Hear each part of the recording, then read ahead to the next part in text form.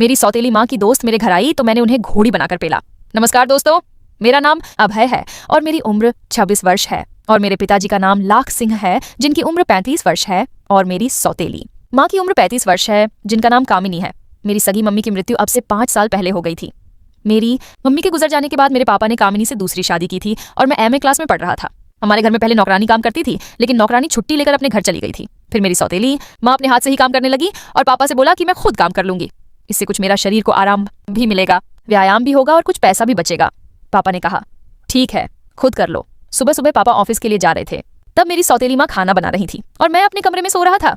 जैसे ही सुबह को 8 बजे मैं अपने कमरे से बाहर आया तो मैंने देखा मेरी सौतेली माँ अपने साड़ी के पल्लू को अपनी कमर से बांधकर और अपना पेटीकोट थोड़ा ऊपर कर घर में पोछा लगा रही थी। मेरी सौतेली मम्मी देखने में बहुत ही जवान और स्मार्ट थी। मैं अपने कमरे के गेट से ही खड़े होकर देख रहा था। अचानक मम्मी ने मुझे पीछे मुड़ के देखा और मम्मी ने बोला मुझसे, अभय ऐसे आंखें फाड़ के क्या देख रहा है? और हंसकर मैंने कहा कुछ भी नहीं मम्मी। मम्मी घर का खाना वाना बनाकर और घर की साफ सफाई कर बहुत लेट हो गई थी। सुबह को लगभग 9-11 बज गए थे और फटाफट मम्मी नहाने के लिए बाथरूम में चली गई, लेकिन मेरी सौतेली मम्मी बाथरूम जाते समय अपना तौलिया ले जाना भूल गई। 2 मिनट बाद बाथरूम से आवाज आती है, अभय तौलिया ले आना। मैं उठा बेड से और तौलिया लेकर बाथरूम पहुंचा। मम्मी ने साइड से खड़े होकर किवाड़ की आड़ से और मुझसे तौलिया लिया। मैं देख रहा था कि मेरी सौतेली मम्मी का बदन मुझे हल्का सा दिख रहा था और तौलिया देखकर कमरे में आकर मेरे दिमाग में अजीब और गरीब सवाल चलने लगे। इतने में ही मम्मी बाथरूम से निकलकर आ गई। मम्मी के जिस्म से तौलिया बंधा हुआ था और अपनी ड्रेसिंग टेबल के सामने खड़ी हो गई और अपना मेकअप करने लगी। मैं अपनी सौतेली मम्मी को छुप छुप कर देख रहा था। मम्मी के दोनों हाथों पर क्रीम लगी हुई थी और अचानक से तौलिया खुल गया। फिर जो सीन देखने लायक था, मेरी आंखें फटी की फटी रह गई। मैंने देखा मम्मी सौतेली इतनी हैंडसम, इतनी जवान है, बिल्कुल नौजवान लड़की जैसी लगती है और मेरे नियत में फिर से अजीब तरह की बातें चलने लगी। सौतेली मम्मी ने पीछे मुड़ के देखा तो मैं गेट पे खड़ा था। सौतेली मम्मी फिर मुझसे बोली, अभय आजकल तुम जो है दिमाग अपना ज्यादा दौड़ा रहे हो और तुम्हारा दिमाग कुछ ठीक से काम नहीं कर रहा है। मैं देख रही हूँ तुम सुबह से मेरा पीछा कर रहे हो। और मैं डर गया।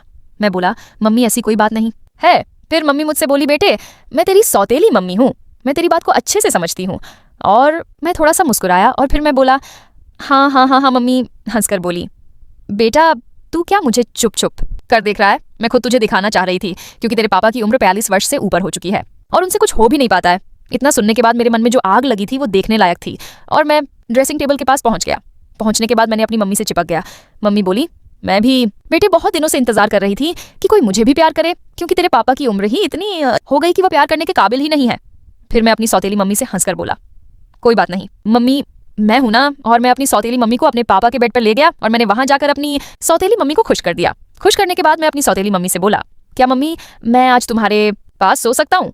सौतेली मम्मी बोली, ये भी कोई पूछने वाली बात है? जब तक तेरे पापा ऑफिस से नहीं आ जाते तब तक तू मेरे पास सो सकता है। मम्मी इतनी रोमांटिक बातें कर रही थी कि मेरा मूड बार बार बन रहा था। सौतेली मम्मी ने कपड़े भी नहीं पहने थे और मैंने फिर से उन्हें दोबारा खुश कर दिया और मम्मी के मुंह से निकला, अब बेटा हमारा जवान हो गया है। मैं भी अपनी सौतेली मम्मी से कहने लगा, मम्मी मैं भी तुम्हें हर रोज खुश करता रहूंगा। मम्मी बोली, ठीक है बेटा, तुझे हर रोज मौका मिलेगा। जब से मम्मी के साथ मेरा रहना सहना हुआ था तब से मम्मी पापा पर बिल्कुल भी ध्यान नहीं दे रही थी। मम्मी का पूरा फोकस मेरी तरफ रहने लगा था और सौतेली मम्मी मेडिकल से नशे की गोली लेकर आ गई। जैसे ही पापा ऑफिस से आते थे उन्हें दूध में नशे की गला साफ करने की आवाज गोली मिलाकर पिला देती थी और वह सो जाते थे और पूरी रात सौतेली मम्मी मेरे साथ एंजॉय करती थी। अगली ही सुबह पापा के ऑफिस जाने के बाद मेरी सौतेली मम्मी की दोस्त लक्ष्मी आई थी। जैसे ही वह हमारे घर में आई थी मैं अपने रूम में चला गया और दोनों सहेलियां आपस में बातें करने लगी। लक्ष्मी बोली, मेरा पति तो बहुत ही ढीला है, कुछ नहीं कर पाता है। फिर मेरी सौतेली मम्मी बोली, लक्ष्मी तेरा बेटा भी तो काफी बड़ा हो गया है, तू उससे बात क्यों नहीं कर लेती? इतना सुनने के बाद मेरी सौतेली मम्मी की दोस्त मम्मी से लड़ने लगी और कहने लगी, वो मेरा बेटा है, ऐसा मैं सोच भी नहीं सकती। फिर गुस्से में आकर लक्ष्मी बोली, क्या तू अपने बेटे के साथ ऐसा कर सकती है? मेरी सौतेली मम्मी तुरंत बोल गई, हाँ मैं कर सकती हूँ। और मेरी सौतेली मम्मी ने कहा कि लक्ष्मी तू एक काम कर, अगर तुझे अपने बेटे से यह सब करने में शर्म आ रही है तो तू मेरे सौतेले बेटे से कर ले। फिर लक्ष्मी बोली, क्या तेरा बेटा मान जाएगा? फिर मेरी सौतेली मम्मी बोली, हाँ वो मान जाएगा। फिर जोर से मुझे आवाज लगाई, अभय इधर आ।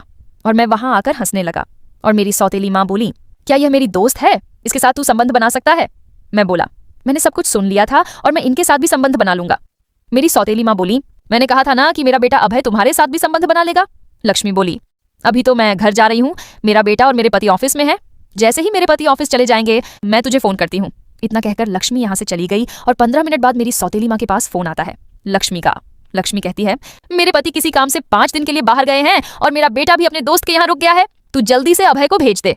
मेरी सौतेली माँ ने फिर मुझसे कहा, अभय तुझे लक्ष्मी मौसी के घर जाना है। मैं बोला ठीक है, 15 मिनट में पहुंच जाऊंगा।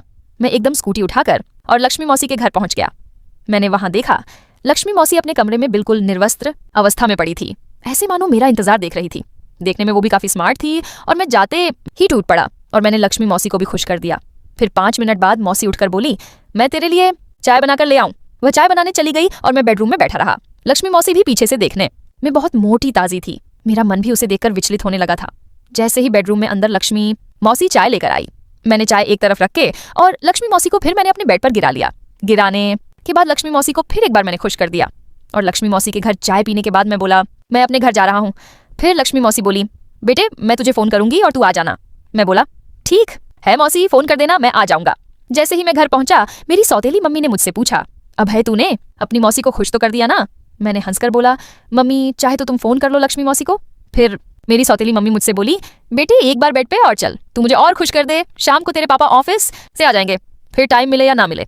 मैंने ले जाकर अपनी सौतेली मम्मी को और बेडरूम में जाकर फिर सिपेल दिया। ये सब कहानी है।